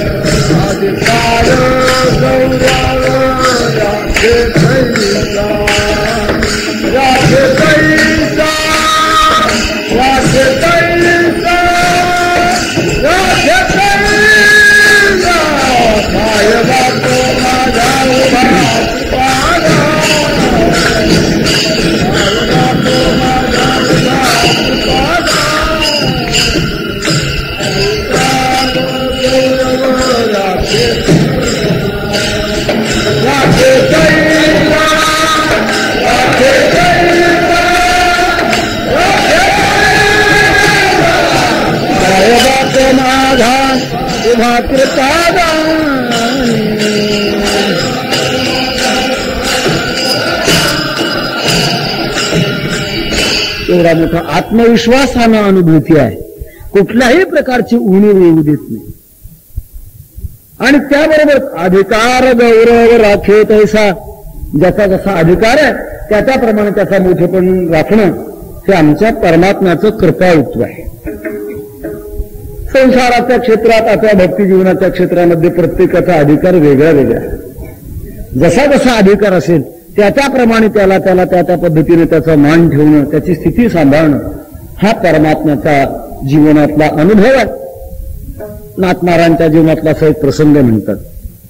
वारकरी इतिहासामध्ये तो प्रसंग असं सांगत आलेले असं म्हणतात. एकदा एकनाथ महाराज पांडुरंगाच्या दर्शनाला आले.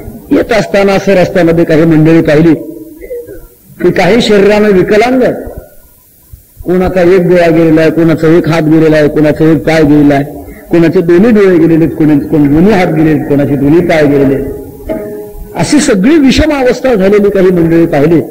आणि पाहिल्यानंतर दर्शनाला उपस्थित झाल्यानंतर नाथ महाराजांनी देवाशी संभाषण करत असताना बोलले, देवा एवढे मोठे तुम्ही समर्थ, अनंत कोट ब्रह्मांड नायक, आणि असं असताना सर्व समर्थ असताना सुद्धा तुमच्या दरबारामध्ये काही दुःखी माणसं मला पाहायला मिळाली. का बरं दुःखी असावी? तुमच्या दरबारामध्ये तरी सर्व सुखी असावी, का विषमता? भगवान हसू लागले. नाथ महाराज आपल्या अत्यंत उत्तेजित स्वभावामध्ये बोलून गेले. काय म्हणाले, देवा तुमच्यासारखी शक्ती जर मला जर असती ना, सर्वांना सुखी केलं असतं, कोणीही दुःखी ठेवला नसतं. भगवान परमात्मा हसू लागले. काय आहे? ईश्वराची उपाधी आणि संतत्व यात भेद असतो. भगवंताने सांगितलं, नाथ महाराज तुमचं जर असं मानस आहे तर मग हरकत नाही, मी तुम्हाला माझी शक्ती देतो ना, माझं पदच देऊन टाकतो. तुम्हाला जर अशी इच्छा झाली, काय बिघडलंय, माझं पद तुम्हाला देऊन टाकतो. काय तुम्हाला सुधारणा करायची ती करून घ्या, मात्र देतो एक अटीवर, काही वेळेपुरतो, हंगामी नेतृत्व, कायमचं नाही. कारण कायमचं देताच येत नाही. सिद्धांत कसा आहे, राया विठोबाचे पदाभिलाशी पातकाची राशी, तुका म्हणे ईश्वरत्वाची उपाधी कोणालाच घेता येत नाही, ती फक्त एकालाच. पण मी तुमच्या इच्छेप्रमाणे तुम्हाला जो संकल्प आला ना, त्याच्याकरता मी तुम्हाला द्यायला तयार आहे ना, घ्या. नाथ महाराजांना असं वाटलं की आपण ते पद घेऊ आणि खूप जगात सुधारणा करू. कोणी आंधळा ठेवायचा नाही, कोणी बहिरा ठेवायचा नाही, कोणी खुळा ठेवायचा नाही, कोणी पांगळा ठेवायचा नाही, सगळी समृद्ध अशा प्रकृती झाली. कोणी रोगी ठेवायचा नाही. सगळी सूत्र आपल्या हातामध्ये घेतली. नाथ महाराजांना विटेवर उभं केलं, करण्यात आलं म्हणतात. भगवान परमात्मा बाजूला गेले. दिलेला जो वेळ तो वेळ संपला आणि संपल्यानंतर ज्यावेळेला भगवान स्वतः आले, पाहता तो आहे तशीच परिस्थिती आहे. भगवान नाथ महाराजाला म्हणाले, महाराज काय बदल केला मला सांगा तर खरं. नाथ महाराजांनी हात जोडले सांगितले, देवा तुम्ही करता ते बरोबर आहे. नाही, मला तर तुम्ही फार कृपाळू दिसता. कारण ज्यावेळेला नाथ महाराज त्या उपाधीवर प्रविष्ट झाले त्यावेळेला प्रत्येकाची कर्म नाथ महाराजांना दिसू लागली. ज्याचा एक डोळा गेलेला आहे त्याच्या पाठीमागचे कर्म त्याने मागच्या जन्मामध्ये आपल्या डोळ्याचा कधीच चांगला उपयोग केलेला नाही. मी दुसऱ्याकडे वाईट नजरेने पाहण्याकरता डोळ्याचा उपयोग केलेला होता. नाथ महाराज विचार करतात, देवच दयाळू आहे, हा इतका क्रूर कर्मी आहे, याला एक सुद्धा डोळा ठेवायला न पाहिजे, परंतु देवाने दयाळूपणाने एक डोळा ठेवला आहे. प्रत्येकाचं जे कर्म ते नाथ महाराजांना दिसायला लागलेलं होतं. शेवटी देवाने सांगितलं, आता उतरा खाली, काय बदल झाला ते मला सांगा. नाथ महाराजांनी सांगितलं, देवा तुम्ही करता ते फार चांगलं आहे, तुम्ही फार दयाळू आहात. विठ्ठल विठ्ठल.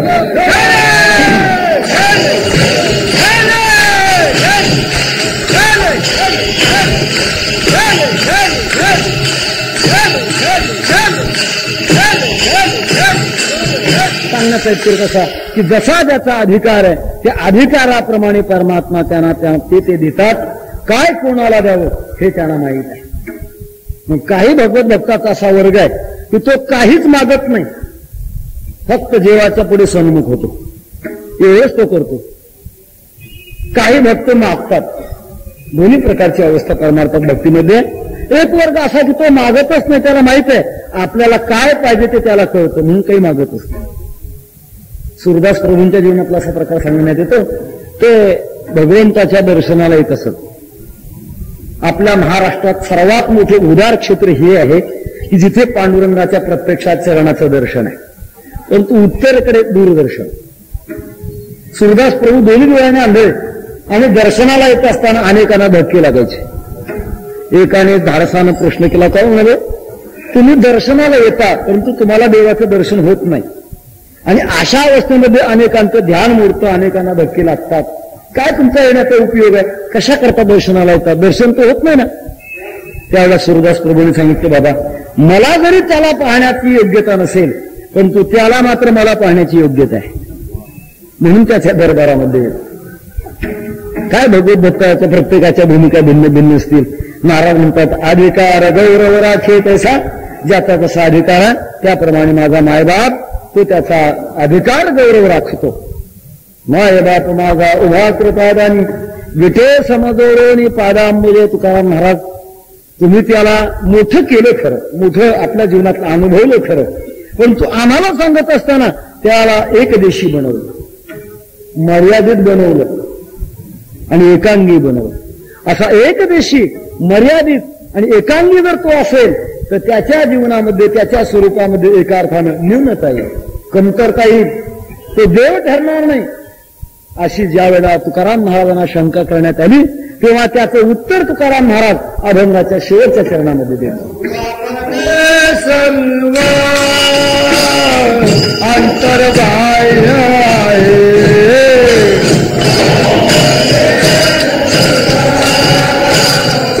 अंतर्बाह्य आहे, तुका मन सर्व अंतर्बाह्य आहे.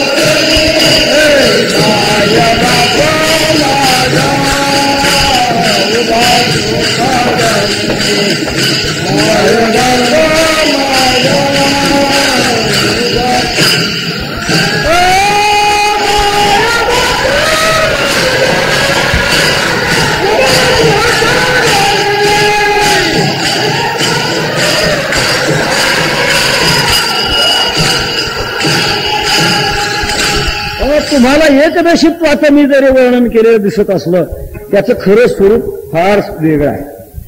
आणि अशा पद्धतीचं आहे. तुका म्हणे सर्व अंतर्बाह्य आहे, तो सर्व आहे तो अंतर्बाह्य आहे.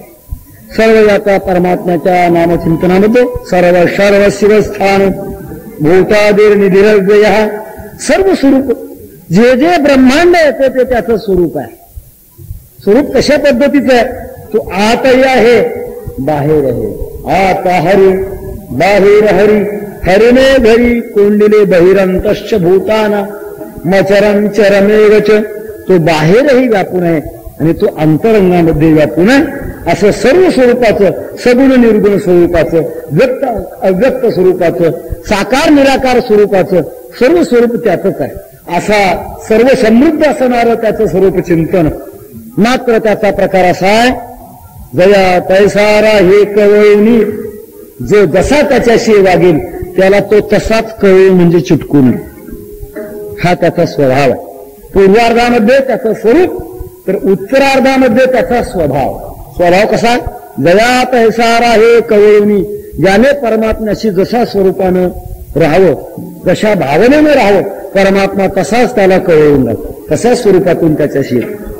कोणी जर वैराने त्याच्याकडे पाहिलं तर भगवान वैराने पाहिलं, कोणी कामानं पाहिलं तर परमात्मा त्याच्याकडे कामाने पाहिलं, कोणी दास्यत्वानं पाहिलं तर परमात्मा दास्यत्वाने पाहिलं. भाव तुम्ही जैसा माझ्या ठाई धरा, तैसाच मी खरा तुम्हा लागी. जशी जशी भावना धरावी त्याप्रमाणे तो परमात्मा होतो. हा त्याचा स्वभाव आहे. रामायणातला छोटासा प्रसंग आहे. मातोश्री सीता लंकेमध्ये राक्षसिणीच्या वेळेमध्ये असताना एके दिवशी खिन्न झालेल्या होत्या. एरवी सतत प्रभूचं नामचिंतन, पण तो एक असा क्षण, त्या क्षणामध्ये त्यांच्या चेहऱ्यावर विषण्ण भाव पसरलेला. अत्यंत अंतरंग जीवनामध्ये लंकेमध्ये असं सांगतात, पुरुषामध्ये भक्त विभीषण आणि स्त्रियामध्ये भक्त त्रिजटा, दोनच भक्त होते.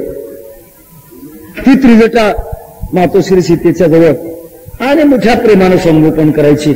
त्रिजटेला सीता मातेनं आपल्या अंतरंगातली अडचण सांगितली. मी का दुःखी आहे याचं कारण आहे म्हणाले. मला अशी काळजी पडली आहे. काय काळजी आहे? प्रभू रामचंद्र सारखं सीता सीता म्हणून माझ्या आक्रोशानं आक्रोशित आहेत. आणि आक्रोशित होत असल्यामुळे मलाही प्रभू रामचंद्राचं ध्यान आहे.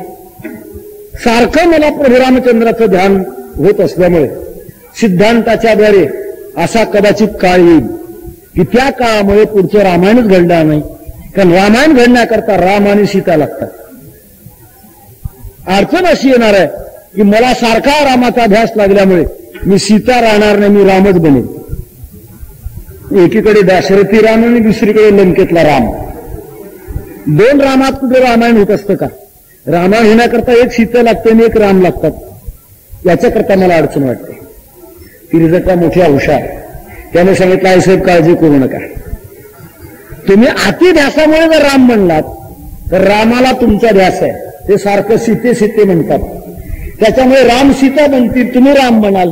राम सीता काय म्हणतो? रामायण घडायला काहीच अडचण नाही.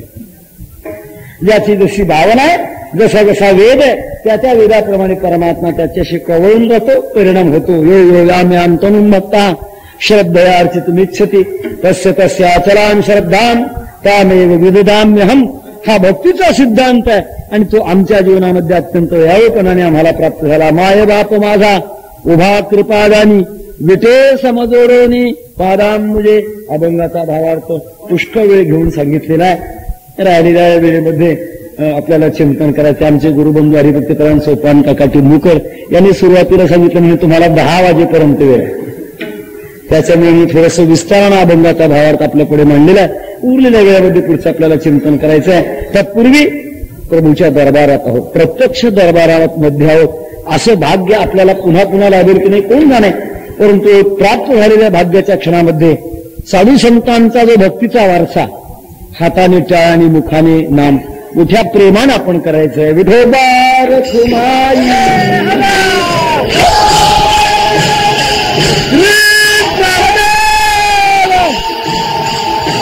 विठोबा रखुमाई जय विठोबा रखुमाई जय विठोबा रखुमाई जय विठोबा रखुमाई विठोबा रखुमाई जय विठोबा रखुमाई जय विठोबा रखुमाई विठोबा रखुमाई विठोबा रखुमाई विठोबा रखुमाई विठोबा रखुमाई विठोबा रखुमाई.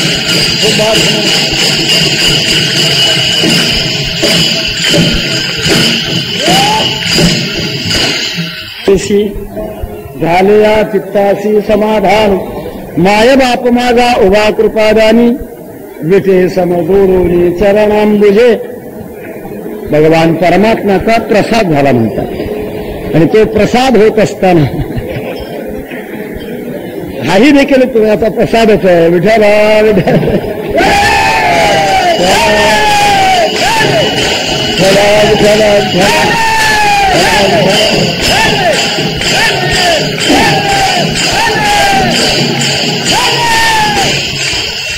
संसारातला हा प्रकार आहे. आपल्याला परमार्थातल्या प्रसादाकरता इथे चिंतन करायचं. तुकोबारांना कोणता प्रसाद प्राप्त झाला, प्रसादाचे काय काय प्रकार आहेत, कोणता कोणता प्रसाद असू शकतो, आणि तुकाराम महाराजांनी कोणती इच्छा केली होती की ज्या इच्छेच्या वारा त्यांना तो कशा पद्धतीचा प्रसाद मिळाला. अशा 2 विषयाचं चिंतन आपल्याला प्राप्त वेळेमध्ये करायचं आहे. प्रसादाचे महत्वाचे 3 प्रकार आहेत. जे परमार्थामध्ये प्रसाद असावे लागतात असे प्रसादाचे 3 महत्वाचे प्रकार आहेत. पहिला प्रसाद असा आहे की संसाराच्या क्षेत्रामध्ये परमार्थ करत असताना, योग्य चाकोरीतून परमार्थाचं चिंतन करत असताना देवाचा पहिला प्रसाद एक होतो, आणि तो प्रसाद म्हणजे अंतःकरणामध्ये वैराग्य निर्माण होणं. हा पहिला प्रसाद आहे. माणसाला संसार करता करता कंटाळा येत नाही. मृत्यूच्या क्षणापर्यंत सुद्धा माणसं संसारामध्ये विरोधी भूमिकेमध्ये जात नाहीत, अनासक्त भूमिकेमध्ये जात नाहीत, वैराग्याच्या अवस्थेमध्ये प्रवेशित होत नाही.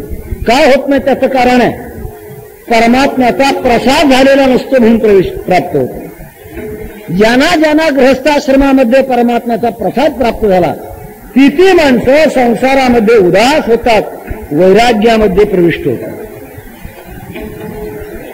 खऱ्या अर्थानं गृहस्थाश्रमाचा प्रसाद तो आहे की गृहस्थाश्रमामध्ये विरक्त बनणं.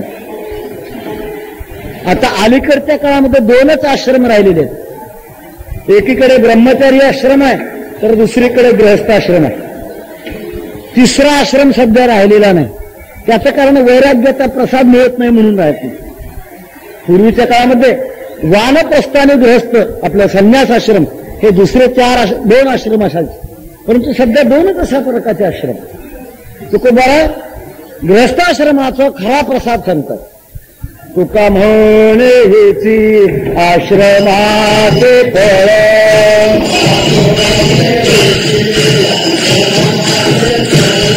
तुका म्हणे हेची आश्रमाचे फळ,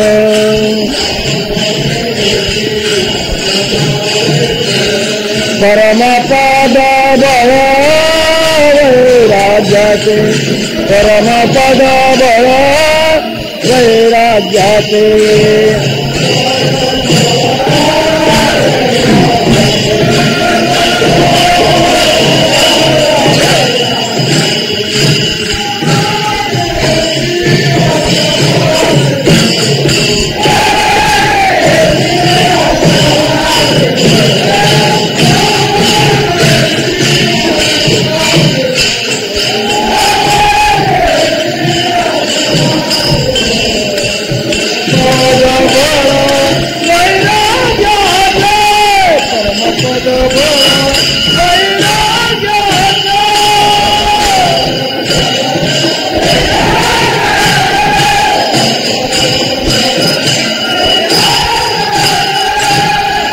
गृहस्थ जीवनामध्ये वरचेवर संसाराचा मोह वितळणं, आलिप्त होण्याचा प्रयत्न करणं ही देवाची एक प्रकारची कृपा प्रसाद आहे.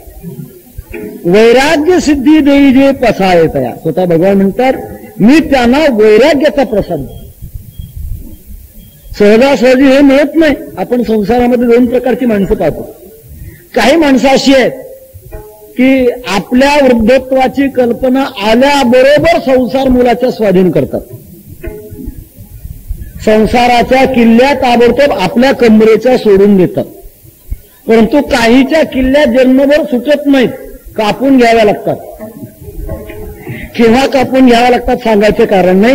याचं कारण वैराग्याचा प्रसादच मिळवलेला नसतो, त्याच्यामुळे ते सोडतच नाही. तेव्हा पहिली अवस्था अशी आहे, पहिला प्रसाद तो आहे की आपल्या अंतःकरणामध्ये देवाच्या प्रसादाने वैराग्य निर्माण होतं. वैराग्य सिद्धी रे जे पसायतया, हा प्रसाद मिळणं. दुसरा देवाचा प्रसाद असा आहे, देवाच्या प्रसादे करारे भोजन, वाल कोण कोण अधिकारी. परमात्म्याच्या प्रसादामुळे आपला जीव भाव जातो आणि आत्मभाव निर्माण होतो, परमात्म भाव निर्माण होतो. मी वासुदेव तत्वता कहो येईल विचारिता, आहे ठाऊक सभाग्य संता, नाही तुझा अनेक मागता गा. आपण जीव नाही, परमात्म्याच्या कृपेनं असं ज्ञान प्राप्त होतं. भगवान म्हणतात आत्मबोधाचा पांजिरा सुयेतयात. मी त्याला आत्मबोधाच्या पिंजऱ्यामध्ये ठेवतो. एक प्रकारचा पिंजऱ्यामध्ये ठेवणं हा सुद्धा प्रसाद आहे. प्रभूच्या प्रसादाने आत्मबोध प्राप्त होणं आणि आत्मबोध प्राप्त झाल्यानंतर अंतःकरणामध्ये असलेलं समाधान मिसळत. हे असलेलं समाधान आहे, संसारामध्ये मानलेलं समाधान. आणि तिसरं झालेलं समाधान मी सांगणार आहे. तिसरा प्रसाद असा की परमात्म्याच्या प्रसादाने परमात्म्याचं प्रेम प्राप्त होणं हा तिसरा प्रसाद आहे. विठाला विठाला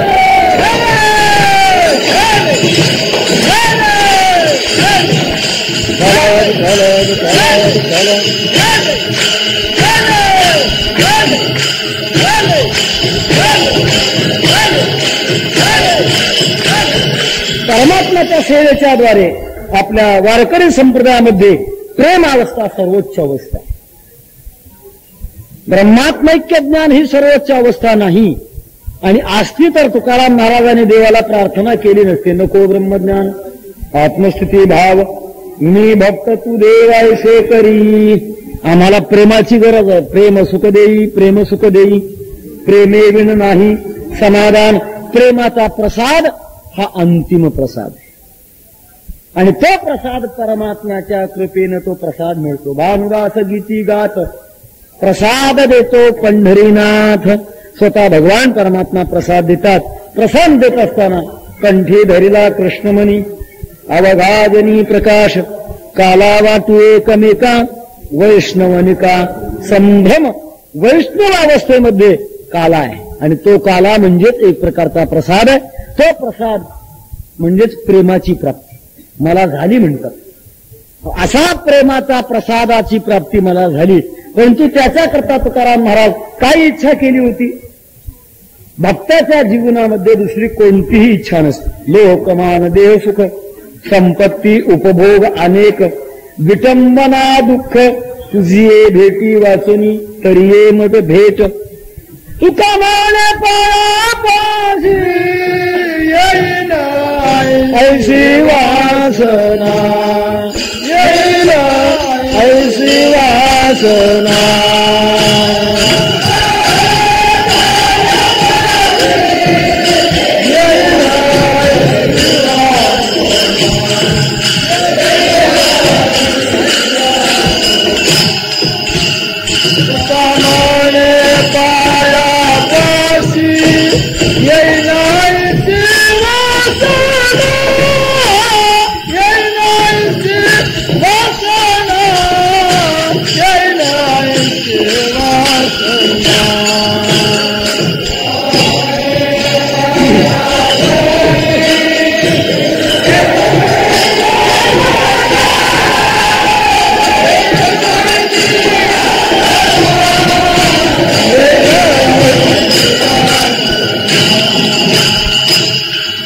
असलेलं समाधान तर केव्हाच झालेलं आहे, ते प्राप्त आहे.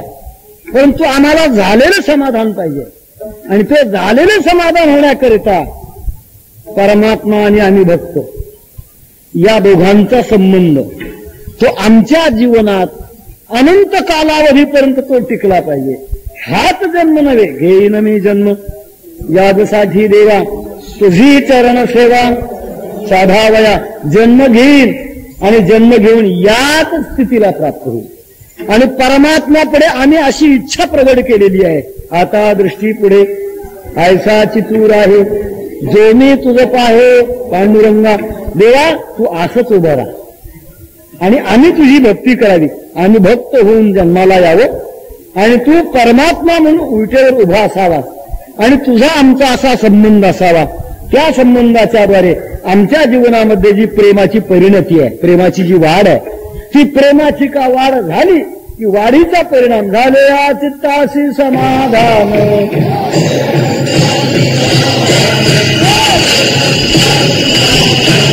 पावले प्रसाद इच्छा केली तैसी पावले प्रसाद इच्छा केली तैसी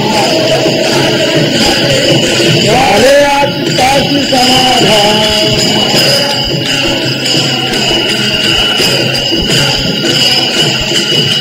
असं समाधान झालं ते मात्र आता बिघडणार आहे. संसारी दशेत बिघडत नाही, ब्रह्मात्मिक परिस्थितीमध्ये सुद्धा समाधान बिघडतं असा मोठा इतिहास आहे. असं म्हणतात व्यास महर्षींनी सर्व जगाकरता एवढी मोठी तत्वज्ञानाची मेजवानी दिली आणि असं दिल्यानंतर महाभारत लिहिली, 18 पुराणं लिहिली. एवढं सर्व दिलं असताना सुद्धा व्यास एकदा उदास होऊन गंगेच्या तीरावर बसले. नारद महर्षी आले आणि आल्यानंतर पाहिलं एवढ्या ब्रह्मज्ञानी महापुरुषाच्या जीवनामध्ये समाधान बिघडलं. विचारलं का दुःखी दिसता? व्यासाने सांगितलं नारदा काय झालंय मला काही कळत नाही, मात्र एवढं ब्रह्मज्ञान असताना सुद्धा माझ्या मनामध्ये समाधान नाही. नारदाने सांगितलं असं समाधान न बिघडणारं समाधान जर पाहिजे असेल तर त्याच्याकरता सगुण साकार परमात्म्याची भक्ती करावी लागते, त्याचं चिंतन करावं लागतं. त्या भक्तीच्या द्वारेच ब्रह्मैक्य ज्ञानाच्या शिखरस्थ असणारं भक्तिप्रेम सुखाचं समाधान होत असतं. असं सांगितल्यानंतर भागवताची रचना, भागवत ग्रंथाचं चिंतन जे असं होतं. असं ब्रह्मज्ञानाच्या पेक्षा श्रेष्ठत्वाची जी स्थिती आहे भक्ती, त्या भक्तीच्या द्वारा झालेलं समाधान महाराज म्हणतात आमच्या जीवनामध्ये प्राप्त झालं. जे प्राप्त झालेलं समाधान महाराज जगामध्ये प्रगट करतात.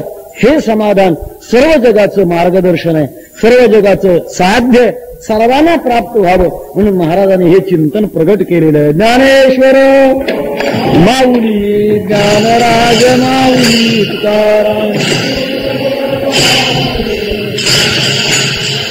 जय जय ज्ञानेश्वर माऊली, ज्ञानराज माऊली तुकाराम, जय जय ज्ञानेश्वर माऊली, ज्ञानराज माऊली तुकाराम, जय जय ज्ञानेश्वर माऊली, ज्ञानराज माऊली तुकाराम, जय जय ज्ञानेश्वर माऊली, ज्ञानराज माऊली तुकाराम, जय जय ज्ञानेश्वर माऊली, ज्ञानराज माऊली तुकाराम, जय जय ज्ञानेश्वर माऊली, ज्ञानराज माऊली तुकाराम.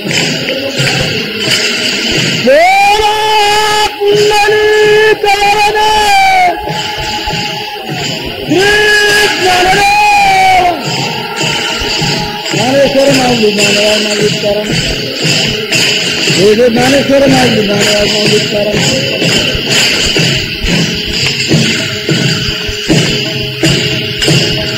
ज्यांचं जीवन हे जगाचं मार्गदर्शन म्हणतं अशा थोर महात्म्यांच्या विषयात जग हे केव्हाच विसरू शकत नाही. 350 वर्ष होतात, जगद्गुरु तुकाराम महाराजांना कोणीही विसरायला तयार नाही. आपल्या पंजाचं किंवा खापर पंजाचं नाव कोणाला माहित असेल की नाही कल्पना आहे, परंतु तुकाराम महाराजांना आज देखील 20व्या शतकात विज्ञानाच्या काळात कोणी मनुष्य विसरत नाही. त्याचं कारण आहे महाराजांचं जीवन हे एक वेगळ्या पद्धतीचं जीवन, जगाला मार्गदर्शक अशा प्रकारचं जीवन. अशा या जीवनाला सदैव वैकुंठाला जाऊन येणाऱ्या फाल्गुन वद्य दितेला 350 वर्ष पुरे होत आहेत. संपूर्ण महाराष्ट्रामध्ये महाराजांच्या प्रेमाने भारित होऊन वारकरी मंडळी, सज्जन मंडळी महाराजांचे सेवा म्हणून विविध अशा प्रकारच्या अंगाने सेवा करतात. जगद्गुरु तुकाराम महाराजांच्या गाथेचं पारायण, अखंड हरिनाम सप्ताह, महाराजांच्या नामाचं चिंतन अशा विविध प्रकारच्या सेवा करतात. सुयोगानं मोठ्या काळानं आपण या ठिकाणी पांडुरंगाच्या दरबारामध्ये उपस्थित आहोत. महाराजांच्या नामाचं चिंतन आपल्याला थोडं करायचं आहे. तुकाराम तुकाराम तुकाराम तुकाराम तुकाराम तुकाराम तुकाराम तुकाराम तुकाराम तुकाराम तुकाराम तुकाराम तुकाराम तुकाराम तुकाराम तुकाराम तुकाराम तुकाराम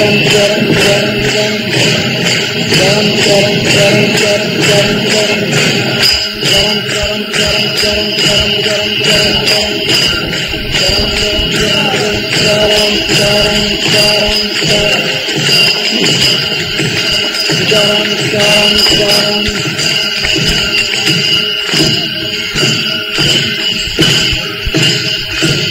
तुका म्हणे सर्व अंतर्बाह्य आहे, दया तैसार आहे कवळुनी, माय बाप माझा उभा कृपादानी, विठे समजोडूनी चरणांबुजे.